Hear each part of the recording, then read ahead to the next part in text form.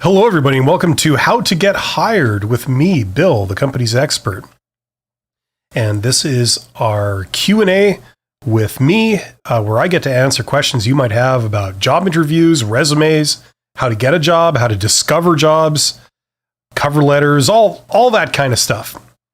I have been absent for a few weeks, but I'm back, and I'm going to resume doing these probably also at this date and time like before. So if you have a question about any of that stuff, get in the chat, let me know, and I will see if I can help you. I want to start by reacting today about one of the previous poll questions that I had. I think it was a couple of days ago.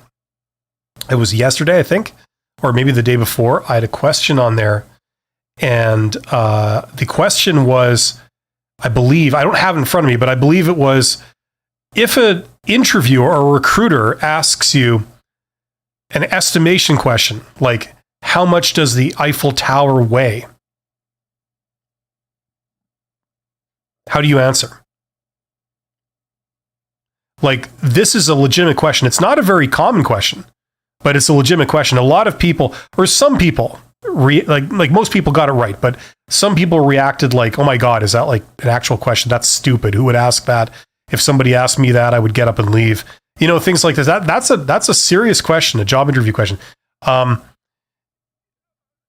In recent times, some of these newer companies, like Google, Facebook, Amazon, you know, they ask questions like that. They say, how many ping pong balls would you be able to fit into this room? You know, something like that. It's an estimation question. And the reason they're asking, like, once again, I sympathize. I agree with everybody who says those are stupid. I mean, you don't know how to respond to them because you don't know the answer. And you know what I mean? Like, how do you respond? You don't know the answer. So you just say, I don't know. You know, what they're trying to do, the way the people who devise these kinds of questions, the way they're thinking is, what they want to see is they want to see you do an estimation based on something you know. So another example of this type of question would be, they say, how many automobiles are there in the United States, or, you know, in whatever country you're in? I'm in Canada, so they would probably ask me, how many automobiles are there in Canada? Right? Now, you don't know the answer to this, but you can estimate it. You could say, okay, well, I know that on my street where I live, there's, you know, I don't know, 30 cars, right? So, okay, that's on one street. Now, in my city, or in my area of my city, I believe there's about 1,000 streets, and that's like 1/10 of the city. So let's say there's 10,000 streets in my city. So that's, you know, 10,000 times 30, which is 300,000. How many cities are there in the country? Approximately, I don't know, 100. So, you know, that goes to what, 300,000, that goes to 30 million. So, you know, something like that. So I estimate there's somewhere in the ballpark of 30 million automobiles in this country, something like that. Okay. And if you can do that process, it's the process that the recruiters are looking for. If you can do that, then in their minds, you know, you pass the question. Now, I agree with a lot of people that say this is stupid, especially if you have educational qualifications, you know, that clearly illustrate that you could do this kind of thing. You know what I mean? You know, you've got a master's degree in science or something, and they're asking you a question like this, which is like the equivalent of like high school mathematics, or, you know, like junior high school mathematics, something like that. I agree that it's kind of stupid and misplaced, but that is nevertheless what they're looking for when they ask that particular type of question. So that's something I wanted to clear up. I can't remember where that came from. I think a certain company pioneered that type of question.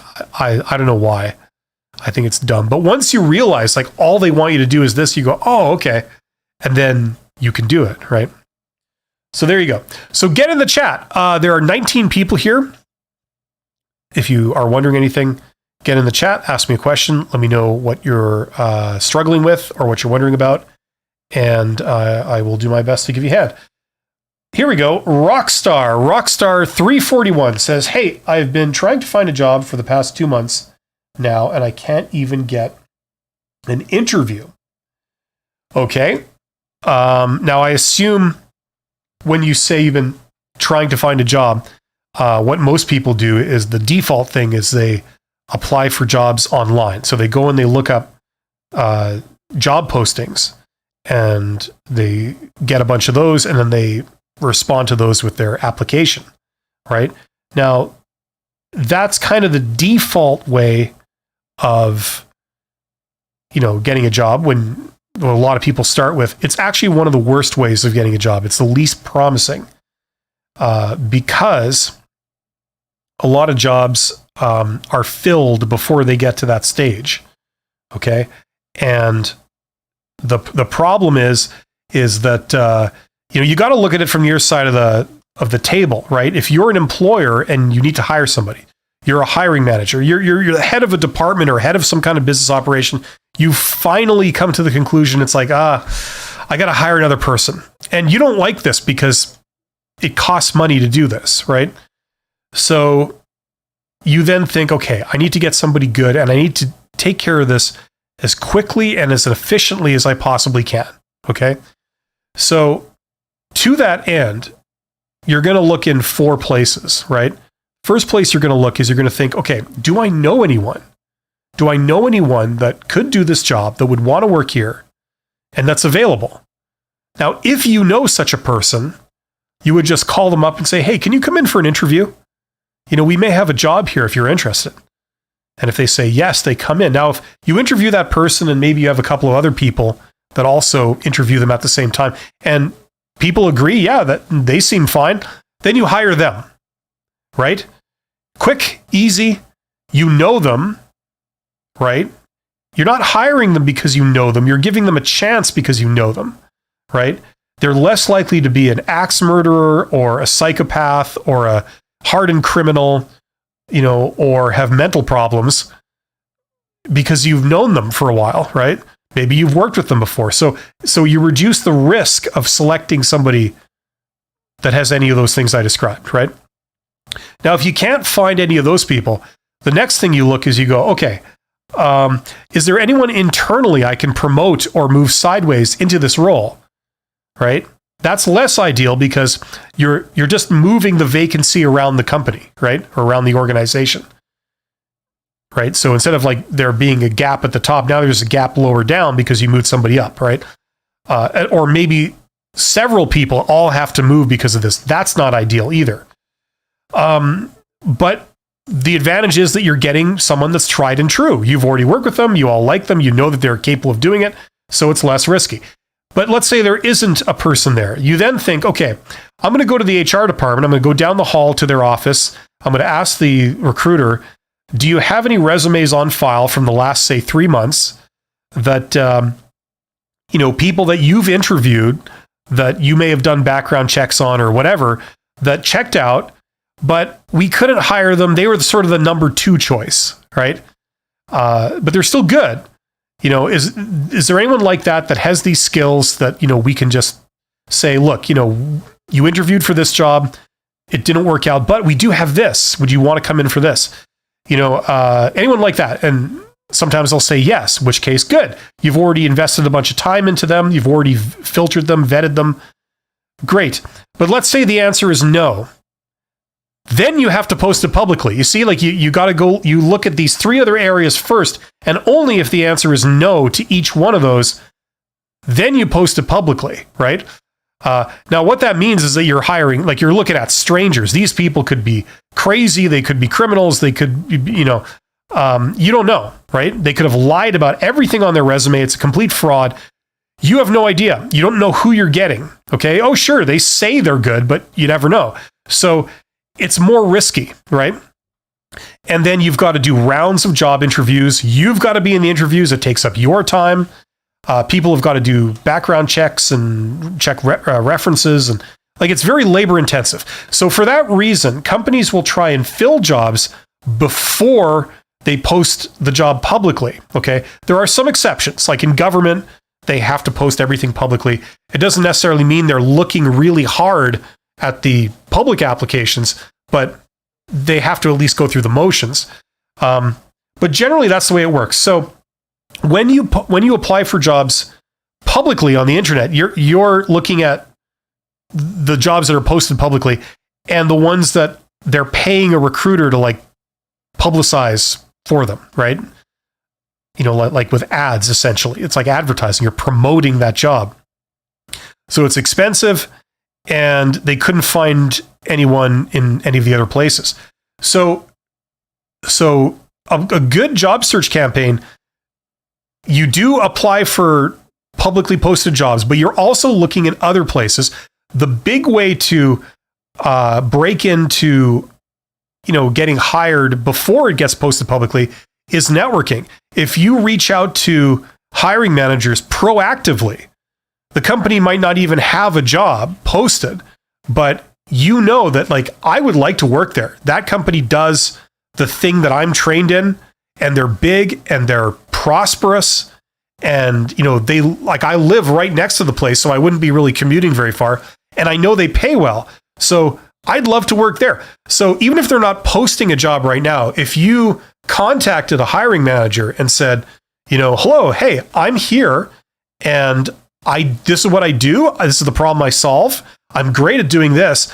If ever you're looking for someone that can do that, let me know, because I'd love to work for you. You know, and you send that out to many, many companies or many, many organizations around you. Most of them, they just don't happen to be looking for someone with your skills right now. Okay, so it doesn't work out. But through statistical probability, some of them will be. Just right now, they happen to be looking for someone that has some of the things that you have. And you just landed right in their lap. And they thought, awesome, I might not have to pay a ton of recruiters to promote a job publicly. Let's talk to this person. Let's see if they're, you know, if they could cut it, if they can cut the mustard, then sure, let's maybe go with them. Why not? So that's kind of how this works. So make sure that you're not just looking publicly for jobs. You're also doing different things. A big one is networking. Ragnar says, hi, Bill. I'm in Ukraine and considering collaborating with a European company I like, worried about Russian employees' views of their country's actions. How can I ask about this politely? Listen, Ragnar, that's not really my area. If you're in a company and you're an employee and you're having to work with coworkers that are from a country that your country is at war with, that's outside my experience base. I wouldn't know the best way to handle that. So I can't really help you there. All I could say is most HR related issues like this, like personal relationship issues, okay, they start with some form of communication where you sit down with one party, you sit down with the other, you try and get a feel for where everybody's head's at. But I don't know if that really applies to this situation. You know, if people are mortal enemies, I don't know how that would work in the workplace. You know what I'm saying? I don't know if that can work in the workplace. So unfortunately, I can't really help you with that. That's a tough one. I don't often come across stuff in this area that, like, I know nothing about and I wouldn't advise anything, but you got me. So best of luck trying to get an answer to that. Julia, it's Julia Huya. Hey, Bill, long time no see, and so good to have you back. Well, thank you. What do you think about stress interviews? Once recruiter was yawning all the interview, then walked away to see my reaction. Okay, so for those who don't know, a stress interview is where they intentionally try to stress you out. Either they are very disrespectful, okay, or they're very hostile, like belligerent, confrontational, you know, or intimidating in other ways. Like they bring you in for an interview and you've got 30 people on the other side of the table. That has been known. I haven't experienced that, but I'm told that has happened. You know, things like this. And just my personal opinion is that, at least for the stuff I've done in all the industries I've had interactions with, it's silly. Now, I'm not ruling it out, because if you were to work maybe in other areas, like, I don't know, let's say you want to be a prison guard or something, maybe they want to get a little bit of a taste of a demonstration of how you can maintain your cool under provocation or intimidation or something. I don't know. I mean, once again, I don't think a job interview is really the best venue for that kind of thing, but some people do that. And I agree that, like, okay, if you're going to be in that job, you need to be able to handle this and that, right? So it shouldn't be an issue if you're suitable. But I still think job interviews are not really the way where that should be demonstrated. So for whatever that's worth, I mean, that's neither here nor there, but I think it's kind of stupid. I would not conduct an interview like that with anybody. I think it's silly. That's also one of the reasons why, one of the legitimate reasons why experience matters. Because if you're in a job for a while and it's a rough job, you're right on the front line, there's all kinds of stress and, personal confrontations and, threats of violence or whatever.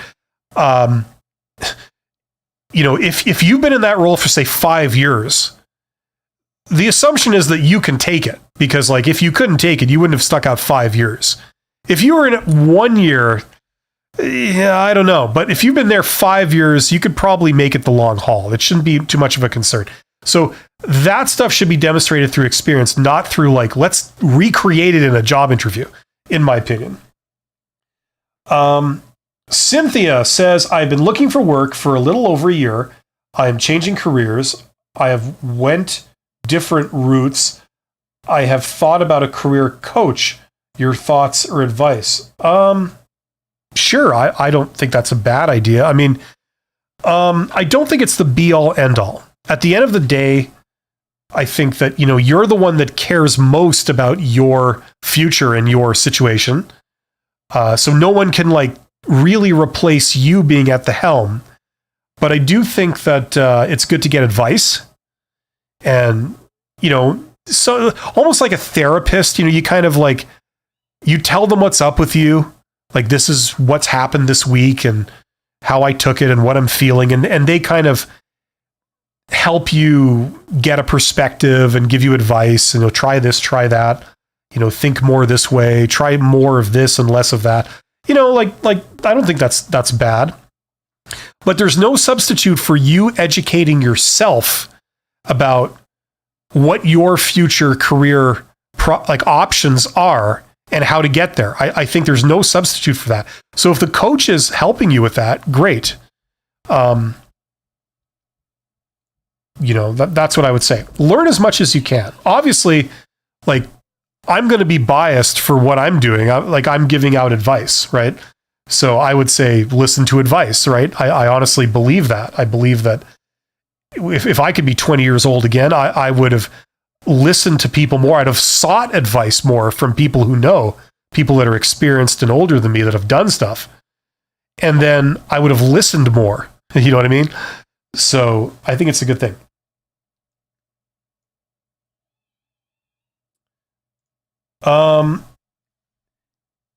Adrian Hunter. Hi, I had an internal interview on, I guess that's August 4th, and the hiring manager said, bear with him as he has additional interviews and apps. Would it be okay to follow up on Friday, as this will be 2 weeks? You can follow up whenever the hell you want, or you can feel free not to follow up. You don't need anyone's permission, and you don't have to tiptoe around these people. Okay? There's no way of knowing if following up is appropriate or not. There's no way of knowing if these people are going to find it a nuisance or they're going to find it a helpful reminder. There's no way of knowing that. You take your chances. It's all based on random chance. Okay. If it's a job you really want, I would follow up. I wouldn't be scared to call back. And you call back, I would do it by phone, and I would say, hello, this is me. I'm just following up. on if there was any progress on the interview I did with you a couple of weeks ago for this position. And also to just let you know if you needed any additional information, I have no problem in providing it. That's all. Have yourself a great day, and then see what they say. Okay, and then keep moving forward. Don't sit by the phone waiting for that opportunity. Focus your attention and your thoughts on creating new opportunities. If this one works out and they end up getting back to you, awesome. But in the meantime, be focused on moving forward. Be focused on creating more chances that will give you the employment that you want, okay? It's good for your mental health and it's good for getting results quicker, right? So that's how I would do it. Don't just stop and sit by the phone and worry and wait. It doesn't help and it's not good for your mental health, okay? Follow up once or twice if it's something that you really want, and then beyond that, just move forward. Move on. Adrian says, my application is still under review and I feel as though the interview overall went well. I don't want to seem pushy. No, look, listen, it's sales, okay? There's different ways of doing sales. Some ways are like very, very pushy. You're trying to sell yourself, right?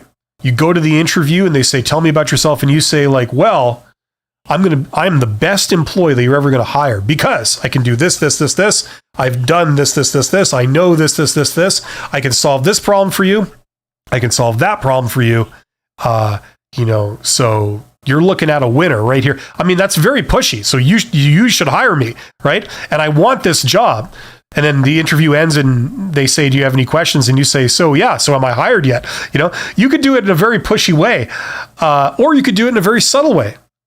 And different people will respond to different things. And there's no way for you to just know which person will respond to what technique. It's pure chance. You take your best shot and you go with it. If you're always trying the same approach and it's not really getting you anywhere after many, many, many tries, you might want to consider trying an alternate way of doing things. Be more pushy or be less pushy, whatever you're doing. Okay? But don't agonize over it. Take your best shot. In order to sell yourself, you have to be pushy to a degree, okay? Just the act of following up, right?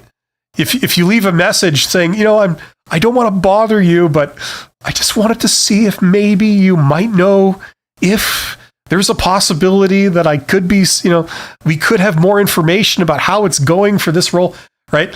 You got to be pushy to a degree. Don't worry about it. You're doing fine, okay? Kostia, is that how you say that? Kostia? In one of my interviews for senior positions, I was asked basic questions like, what is a prime number, and write code for it. Oh, I love that. Don't you love that? It's like so insulting to your intelligence. I was surprised to get such questions. What can you say about such an employer? Okay, without knowing anything, any details about this employer, I would say that's probably a recruiter, and it's probably a very young recruiter, probably might even be their first real career job, in their HR or recruiting career, asking stupid questions like that. Like if it's a senior position, right? Presumably you have some education under your belt. The assumption would be you would know stuff like this, okay? Now, I understand that in the last few years, the perception has been that education is kind of sliding a bit, depending where you are, depending what we're talking about. The perception is that education is slightly less valuable than it was because standards have eroded. Okay? That's not universal, but in some circles, that's kind of the perception. So, what they're trying to do is they're trying to verify skills you say you have in the job interview. That is a thing, okay?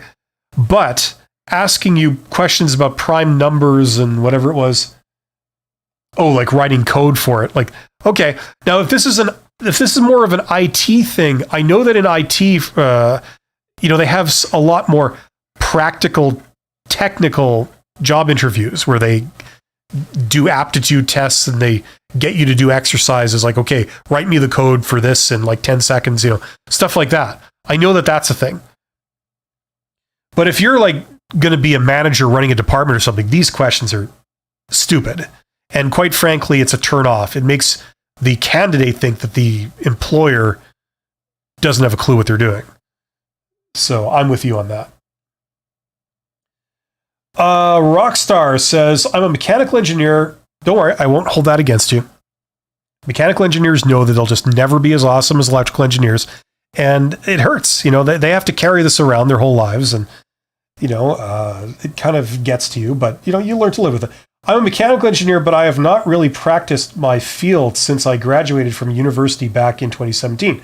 I've worked in sales in the marine industry and currently in a ship management company. That's kind of cool. That's kind of interesting. Or at least it seems interesting to me. What kind of roles can I find as a mechanical engineer? I see all entry-level jobs still require 2 to 3 years of experience. Okay. There are a lot of possibilities, actually. Now, I'm not a mechanical engineer. I'm an electrical engineer. And I did a kind of non-standard career move. I came out of university and I did not follow the default career track for an engineer. Where I live, in my region, you become an engineer in training for like 2 to 3 years or something, where you work under the supervision of a professional engineer, and it's almost like apprenticing. You do work under the supervision of the professional engineer, and then when you feel qualified, and when the professional engineer wants to personally vouch for you, you can then take your qualification to get your professional engineering license, and they give you your license. So now you can build bridges. Now you can stamp the plans. If that bridge falls down and all the people die, well, you're responsible, right? But they give you your stamp. They give you your official professional engineering license. Now, I did not do any of that. I worked under the supervision of a professional engineer, but I didn't do engineering design work. I went into the locomotive industry, and I became a frontline supervisor and then worked my way up, the sort of management kind of totem pole a little. And that's not usually what engineers do. I was like I ended up being the only engineer in my business unit, and I didn't use my engineering skills. But the reason that they were hiring engineers for that was because they simply were looking for young people who had certain qualities. They had a good work ethic. They were highly trainable, highly disciplined. They were very bright, and so on and so forth. So they were looking for those qualities. So they hired a lot of engineers. Now, they didn't put those people in a role where you did engineering, right? So I found that interesting. And these were big companies, General Electric, General Motors. At the time, they were really big companies. So there's stuff like that. Now, first of all, this whole 2 to 3 years of experience thing, there's all kinds of ways around that. First of all, an obvious shortcut is some type of networking, as I never cease talking about on this channel. You talk to the people involved in this, the hiring manager, people like that, or you reach out proactively to them, or you do an informational interview with them, or something like that, and they see that you're awesome, that you're easy to deal with, that you click as people. You can have a free-flowing conversation. It isn't awkward. It isn't weird. You're not off-putting as a person.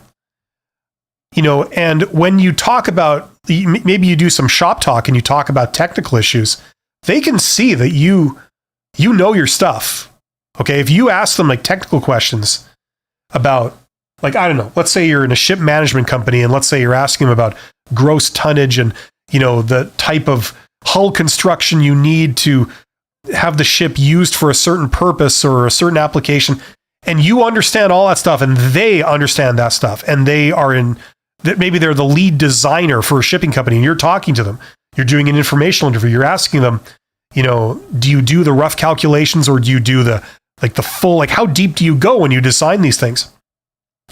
And they'll give you a bunch of technical stuff as an answer, and You understand it. You fire back some qualifying questions so they know that you understand, and you speak the language and you can communicate easily. That will trump the 2 or 3 years of experience requirement. Okay? If they leave that meeting thinking like, hey, that person was awesome to deal with. I enjoyed talking to them. They asked intelligent questions. They seem on the ball. They understand their craft. Okay? They seem to understand every mechanical engineering related thing I threw at them. They understood. They came back with an intelligent counter question that made a lot of sense. It was actually quite intriguing talking with them. That's the type of person I would like to deal with. They get what I'm saying when I'm talking to them. And it's not a chore to deal with them. So that alone will eliminate a couple BS requirements like this. Okay? All they want to know is that you're good. That's what the 2 to 3 years experience is. And you get it. You understand how to work with people.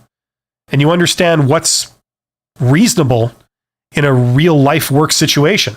So if you demonstrate to them through some other means, like speaking to them independently of this like job opportunity, and they see like that's the real you, that's one way to like shortcut that. I believe it's kind of probably in your case it's too late for an internship, but internships can provide that too.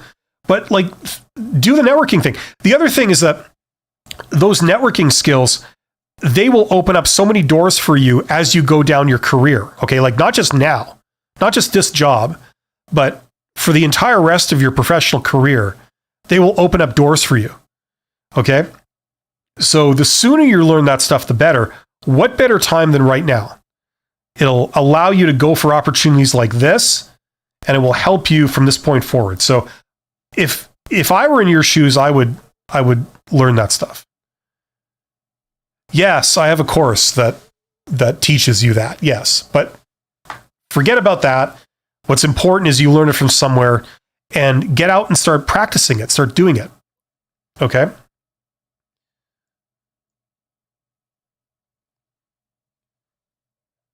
Ragnar. Now, Ragnar was talking. Why is my feed frozen here? This sucks. Okay, well, hopefully everything's good. You guys can still hear me, see me. I can't scroll the feed anymore, but whatever. I can see 2 more questions here. Sai Harish says, I've 4 years experience in Metro S Pilot for train. Okay. I have learned data science needed skills and added something projects like capstone projects in my CV. I am applying for jobs but not getting calls. Could you please give a tip? Well, I've got tons of videos on my channel that provide tons of tips. That's kind of general. I mean, apply for jobs. Do that. Okay. That's the default thing for a lot of people. In addition, look at other ways of getting a job. There's more than one way of getting a job. Okay. Networking is the big alternative. Okay. To it. There's other things too. You could apply in person. You could do volunteering. There are exotic things like growth opportunities. That's where you find out what businesses are coming to town to set up shop, and you contact them proactively. Once they get here, they're going to need to hire a bunch of people for their new operation. So you be the welcome wagon, and they'll probably hire you. So there's all kinds of different methods. I've done videos on most of them. Check out my channel and do that. When you're writing your resume, go online and go look at other resume examples. I've done this before. Let's do it again for fun, just to break the monotony of this. So resume, actually, I prefer to do it in Bing. Okay. Google's good for some things. Like, it's actually not as good as it used to be. I don't know. I think ChatGPT is better than Google now, but that's just me. Anyway, Bing is good for images. So go to Bing. This is bing.com and say resume examples. Okay. And then go to images up here. And then you're going to get a ton of like examples of resumes. Okay. And what you can do is you can just scroll through and get ideas for like the layout, the type of content on it, the way people have worded certain things. Okay, so if writing a resume is kind of still a bit of a challenge for you, just scroll through this. And I mean, there's almost an infinite amount of examples here. Okay, so if that's a concern for you, the whole resume writing side of things, that's a good way to sort of get a good starting point. How do I get back to? There we go.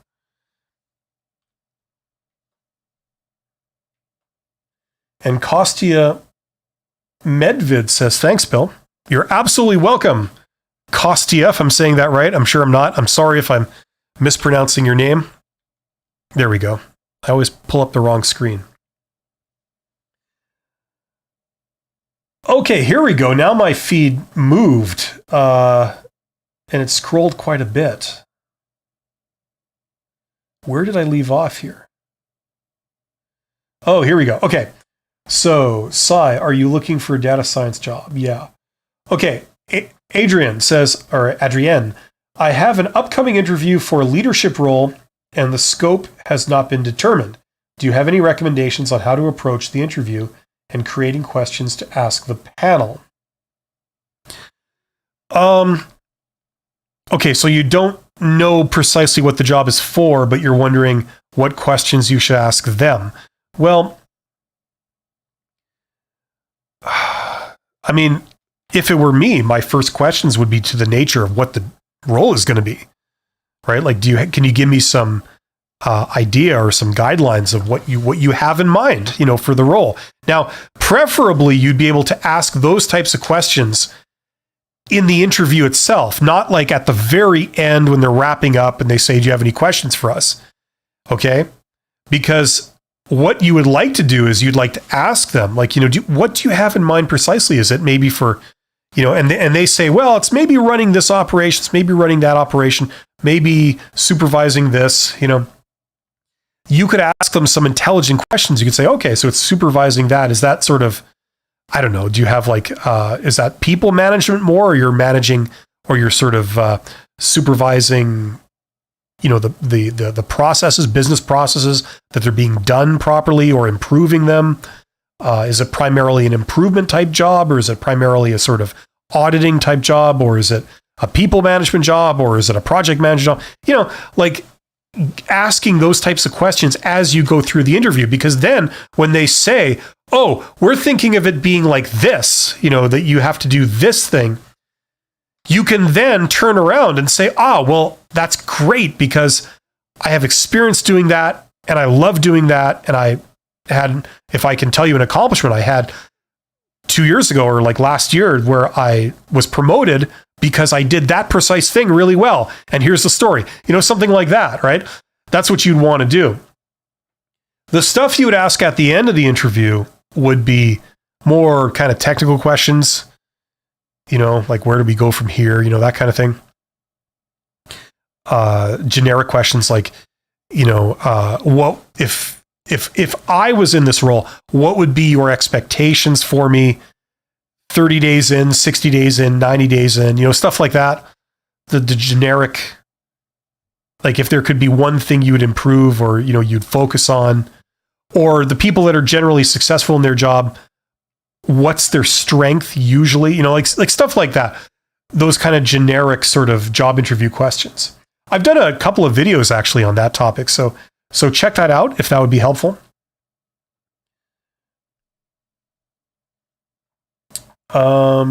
Victoriano, a boot camp is not enough. Sebastian K. Hi, Bill. I don't know if you remember me, but also thanks to your advice, after 20 plus interviews, I finally hit the bullseye and I'll start next Monday my new journey as a C-level. Thanks to you. Well, congratulations, Sebastian.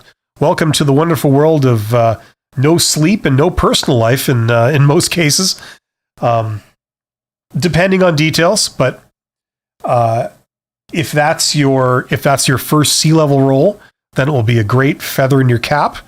And congratulations. I'm sure you're much relieved. Ant Johnson, after 6 months of persistent studying and adding more skills, getting interviews, doing great on said interviews, I have signed an offer letter this past Friday for a data engineer role. Well, congratulations. 20K higher than the job I was let go from in February. Right on, Ant Johnson. That must feel really good for you right now. And you deserve to savor every moment. That's wonderful news. And I'm sure that it really helps your ego. Usually when people get laid off, we take a huge shot to our ego, to our self-confidence. We feel like there's something wrong with us, that, we're no good, we're unemployable. This kind of thing, like all a delusion, by the way, all artificial. This stuff is just random chance, Some companies win, some companies fail because of decisions usually made right at the top, or their economic situation, their business situation, competitive position. It's nothing you have control over, but you find yourself suffering the consequences of it. And, we falsely internalize a lot of that and say, oh, it's us, we're no good. Even if you got let go, because you didn't get along with your boss or something, we do the same thing. We go, oh, my problem is I can't get along with people, right? My problem is I should have been nicer to these people or whatever. And it's like, no, you're fine for usually. It's just, every once in a while, two people are thrown together that just don't click. None of them are the bad guy. It's just they're completely different. They communicate differently. They work differently. They have different expectations, and so that leads to friction. And friction over time leads to something breaking. And that's what happened, So congratulations to Ant Johnson and everybody else that's finding employment, especially after a sort of stressful, acrimonious ending to their previous job. You're probably back on top again, which is good. You're welcome, Sai Harish. I don't know how much help I was, but you're welcome. Ahmed says, hey, Bill, I like your content and it helped me a lot, and I would like to help you back if I can. I'm a graphic designer, artist. Let me know if there's anything. Okay, no problem. I appreciate that, Ahmed. I don't need anything right now, but if anything does come up, I will let people know in the chat in the future. Rockstar says, how do I network and find hiring managers? I paid for LinkedIn, sent a couple of the 15 limited personal messages with no response. I, US expat, and am trying to secure a job. What's this? To return to the US. That's why I need to get my course. It's not something I can explain in 30 seconds. There's a bit more of a process to it. But I will try. First of all, the personal messages are kind of useless, assuming, of course, you use them to try and communicate with people that you don't know, that haven't connected to you, right? There's a principle here that's very closely related to the marketing funnel. Hopefully you guys know what the marketing funnel is. You might have heard of that. It's like, think of a funnel. You know what? I'll just pull up a graphic if I can. Just if you bear with me for a second. Marketing funnel. Here we go. Images. Okay, I don't know. Maybe something like this. Whatever. First, can I maximize this? See, this is why I prefer Bing. You know what? Sorry, everybody. You're going to have to watch me fumble around on the computer like a fool, like the boomer that I am. Let's see here. Marketing funnel, images. Here we go. I think I've actually used this graphic before in a live stream.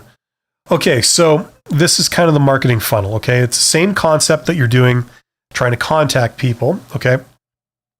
So these are all the people that you could possibly contact, right? Let's say you sent out messages to all these people, okay?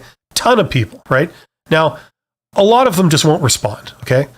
And some of them will respond, okay? Now, of those, maybe you send like a connection request. You say, would you like to join my network? Like we're both in the same town or the same industry or whatever, we should connect. And some of them will accept that, right? And then of those people, you could say, hey, would you like to grab a coffee sometime? I'd love to be able to get your expert opinion on this question about where this industry is going. Would that be possible? And some people will respond, sure, yeah, we totally should do that. And then a few more of those people, you can't even see, I've got to use it here. So maybe you're down here, like, the people that say, yeah, we should totally get together. They actually respond and say that. Of those people, a few of them actually will put their money where their mouth is and meet you for a coffee. And then of those people that you meet for a coffee, some of them you basically say, we should work together in the future, either as a partnership or, whatever. And then of those people, some of them say yes, and they actually do it, right? So you got to start out with this many people to get that many people. So let's say you wanted 3 job offers. Okay, down here, I'm still pointing at the wrong screen here. So let's say you wanted 3 job offers down here, okay? That means you have to go to this many people to start out with, because, these are the people that you can connect. These are the people that show some interest. These are the people that accept a connection request. These are the people that, say that you should meet up. These are the people that actually meet up with you. And these are the ones that, you say like, we should work together. And then maybe underneath this is like people you actually work together with. Okay. It's the same concept. Okay. Same idea. Right. So on LinkedIn, okay, if you start like, basically it's the equivalent of going directly to these people and say, hey, give me a job. Right. Now, what you're going to get basically is a no from most people. Right. So that's kind of like using the 15 free messages. Okay. First, you got to go to a ton of people and see if there's interest. Will you connect with me? Are you even on LinkedIn? Okay. That's like the first question. Some people put profiles up and then it's 3 years before they go back and log on again and check it. Other people are on there 10 times a day. So you've got to go to a lot of people that are in your industry, that are decision makers. They have the potential to be a hiring manager, to like possibly hire you or partner with you. Or if you're doing freelance stuff, to like have you under contract. Okay. And then of those people, like some of them will be interested enough to accept a friend request or a connection request. And then of those people, some of them might be willing to talk to you further, like actually put time into communicating with you. And of those people, some of them will want to meet you for a coffee. They'll actually do that. And then of the ones that you actually have a meeting with, some of them will be open to working with you further. You make a good impression on them. They think you're awesome. They're open to working further with you. So just starting with a measly 15 people at the top that you don't even know if they're on LinkedIn, that's probably not going to work. Okay. So there's several principles here that you have to learn that are at play that allow this stuff to work. Obviously, then it depends on how you communicate with them and stuff like that, and what you're asking for. Like, for example, a lot of people, if they're open to meeting you, they will do a coffee, but they won't do lunch, right? And most people won't have lunch with someone they don't know, but they'll grab a coffee with someone they don't know. That way you can bail if it really does not look promising, right? Like after 15 minutes, like, okay, well, best of luck. So there's a lot of principles here, and you got to learn these principles. And when you put them all together, you can make stuff happen. Now, these are some of the things that I put into my Get Hired course. That's where it talks about networking. That's one component of getting hired. I talk about resumes and interviews and other things. Networking is a component, and I go through a couple of different methods of networking, and I go over a lot of these principles in order, and then you see how you put them together to create an action plan, and then that action plan has a chance of working. Oh, the feed jumped on me again. Now, where am I?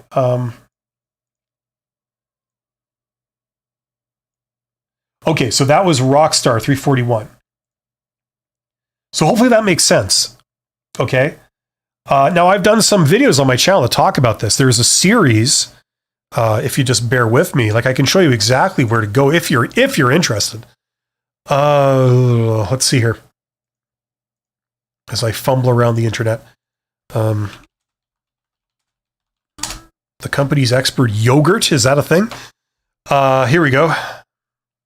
I like typed in the company's expert there. I don't know if you can see that on the feed. You can rewind. I typed in the company's expert and it auto-populated yogurt. So like maybe that's a thing that's hot right now. I don't know. Okay, so this is my YouTube channel page, right? So if you go down, there's like a playlist somewhere. Here we go. How to tap the hidden job market. I did these a long time ago, 3 years ago. Technically, they're not great videos. Like the technical quality, it's shot on a phone.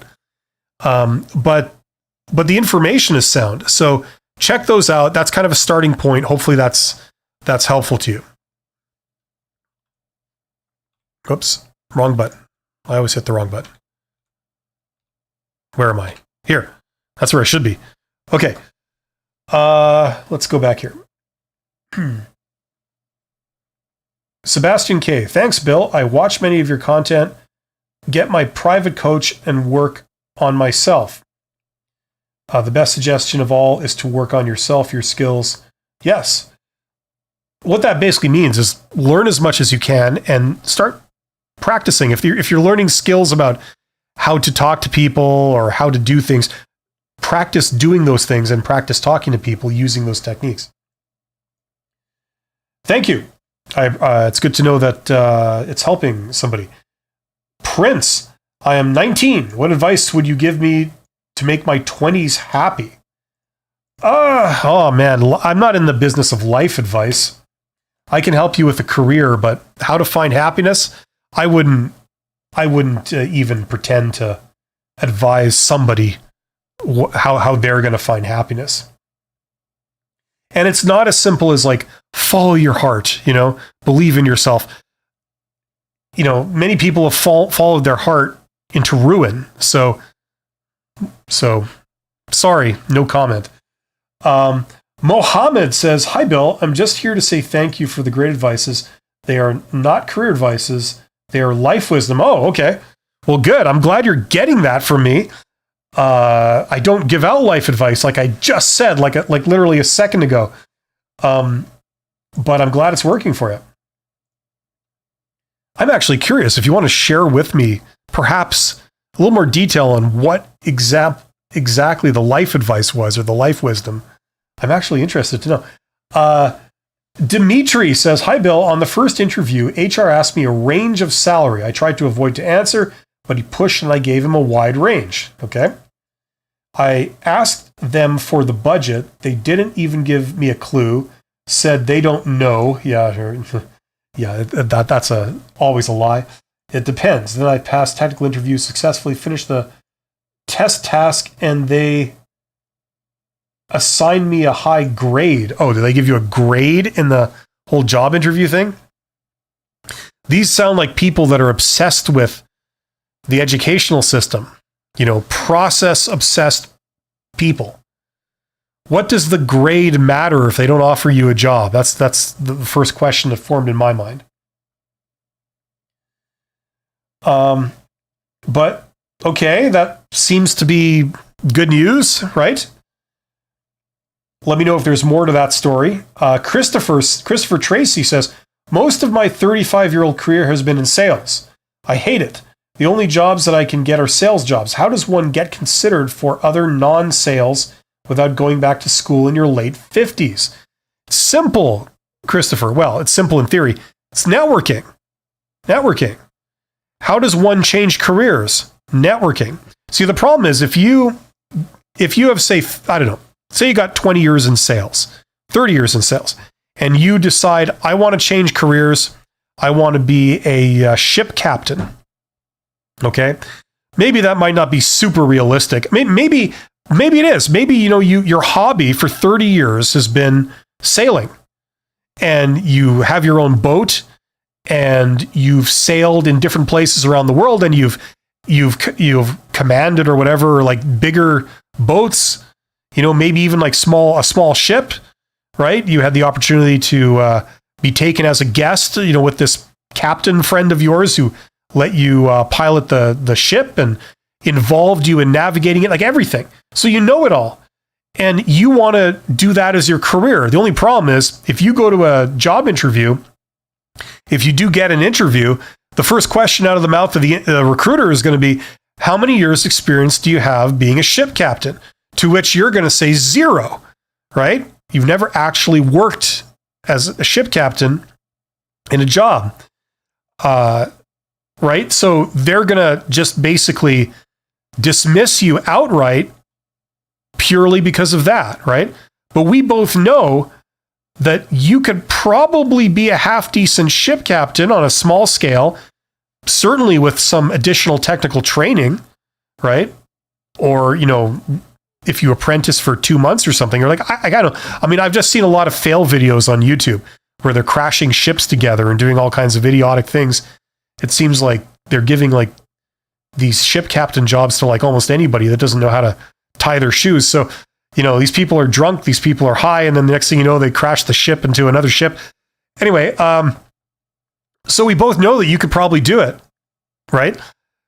Well, what you do is you go and have an informational interview or put yourself out there with, I don't know, who hires ship captains?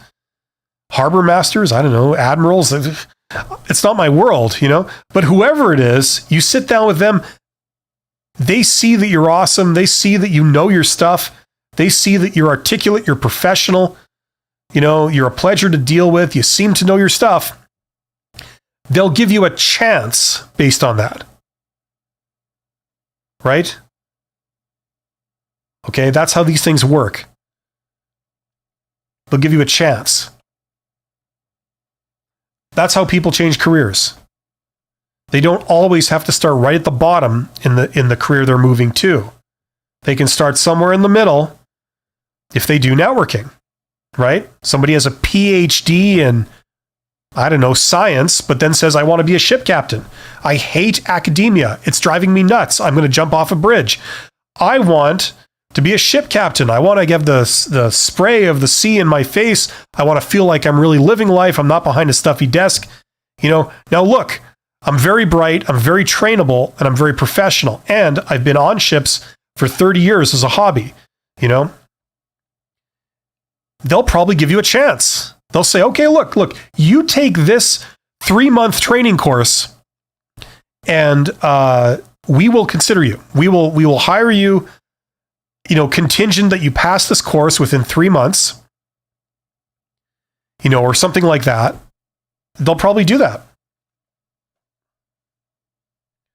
So networking is like the way to change careers. It always has been, and I suspect it kind of always will be, at least for the foreseeable future. I lost where I was again. Okay, wait a minute. There's Prince. I remember Prince.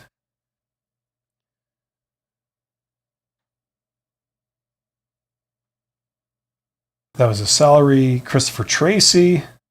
Yeah, Christopher Tracy. Right?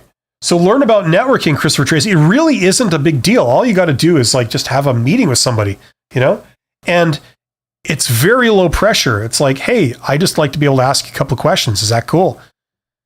And they say, sure, yeah, come on in. And then you ask them a couple of questions. It's really not a big deal, right? Now, if you're in sales, this is going to be child's play for you. It really is.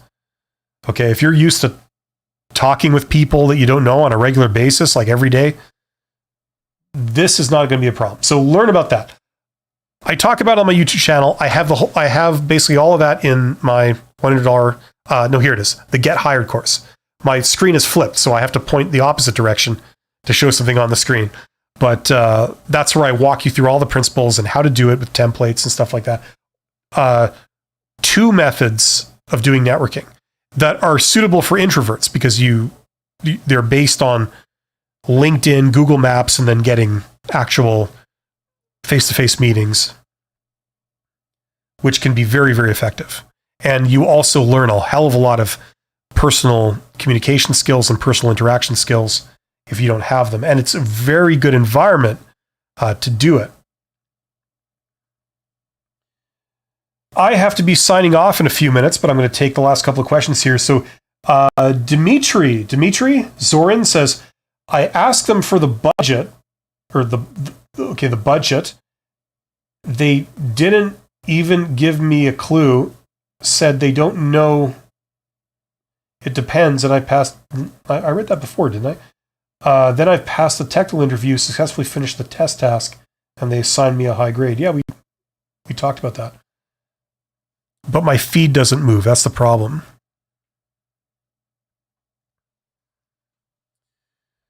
I see there's some comments up on the screen there. I guess these are the new comments. They're appearing on the screen, but not in my feed. So wonderful. Okay, so let's go through these. Rockstar says, thank you, Bill. The information you provided is useful, and I appreciate your input. I will check out your series. Awesome. Hopefully it helped. Hopefully it gives you some help. Deepak says, how and what exactly to write HR in cold emailing or LinkedIn message? More important, what to write email subject. Currently, I use a resume. I wouldn't write emails to them. I don't think they respond really to emails. Are super easy to ignore. Yeah, I don't know. I mean, like in order to know what to write to them, I would have to know what you're trying to get out of them first. I don't know that. So, I don't recommend people get on email and use email as the tool to reach out to someone. Email is the easiest thing in the world to ignore. You can just do nothing and then it goes away, right?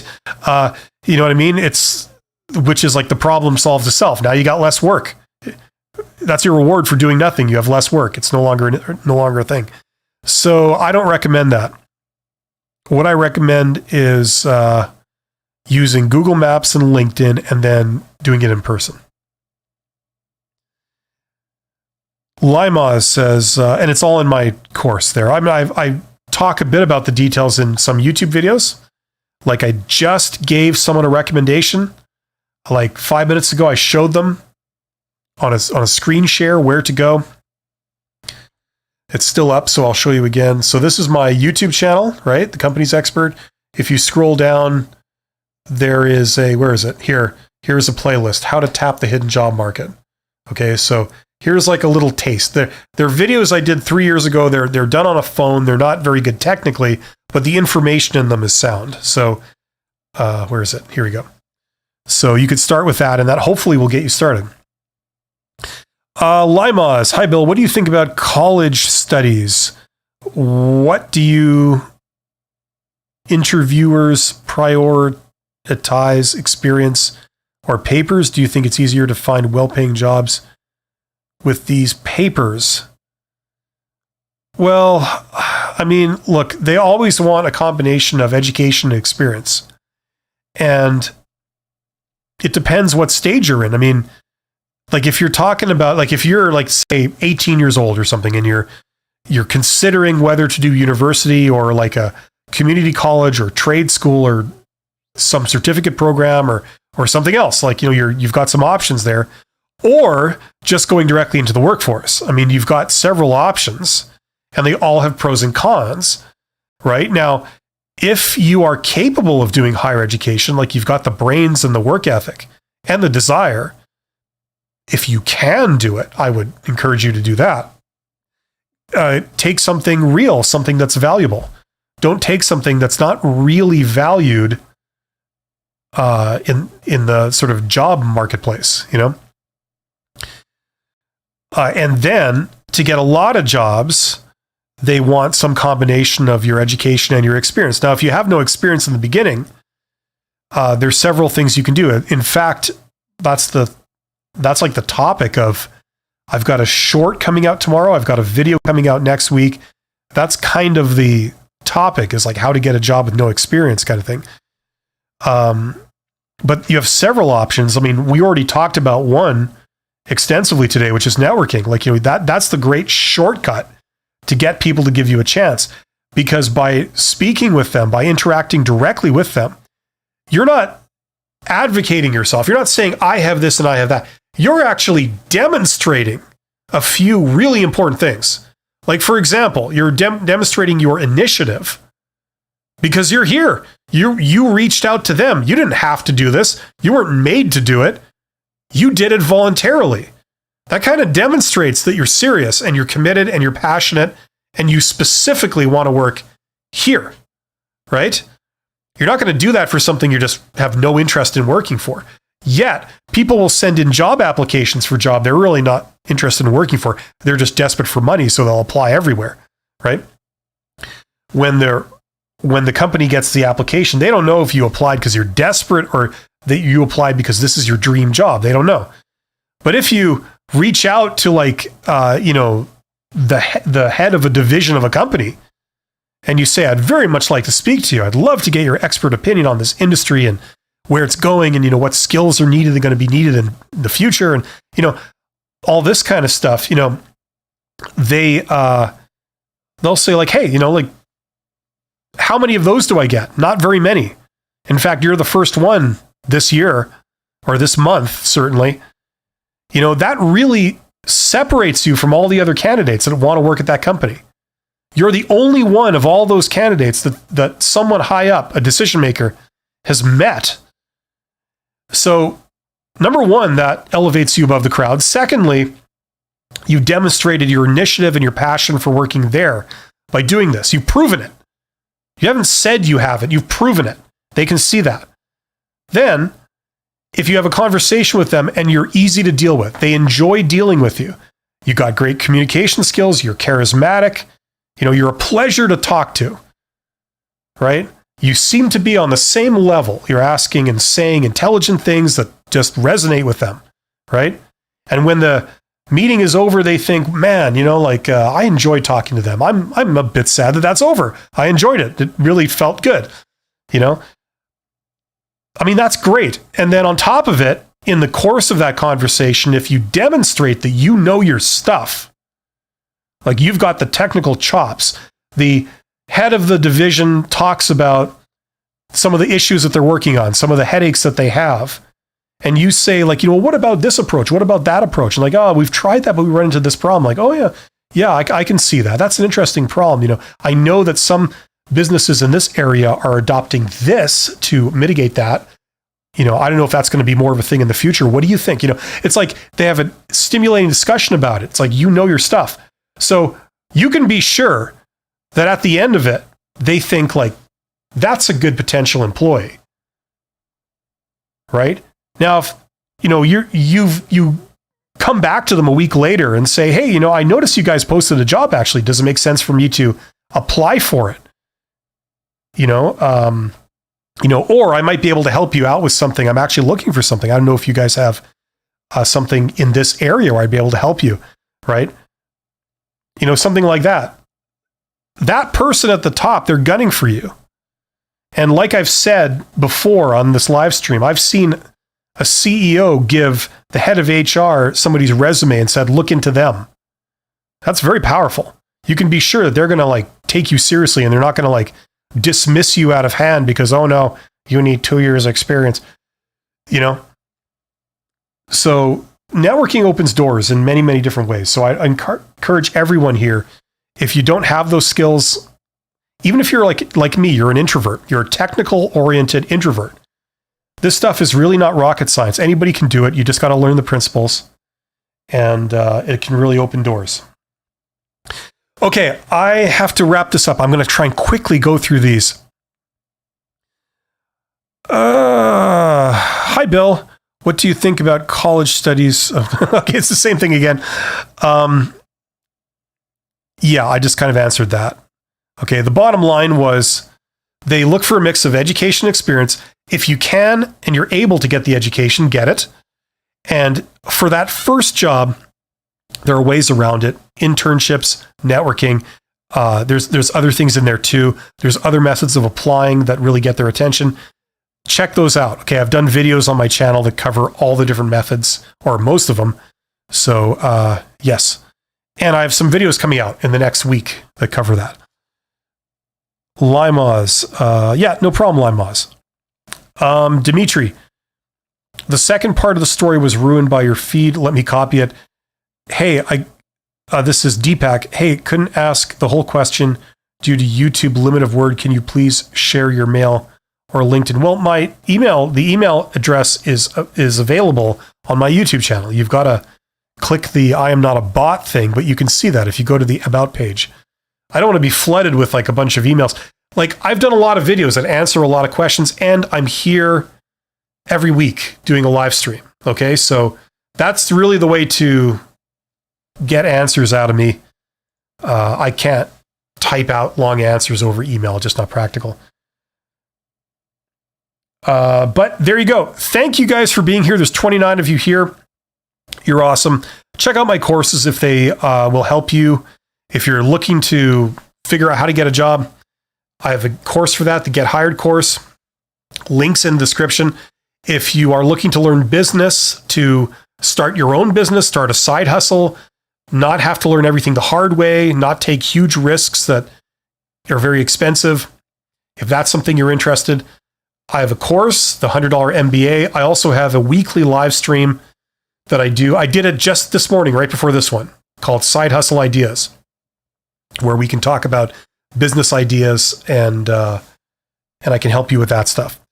Okay, so everybody take care. I wish you nothing but the best, and I will see you next week. Take care.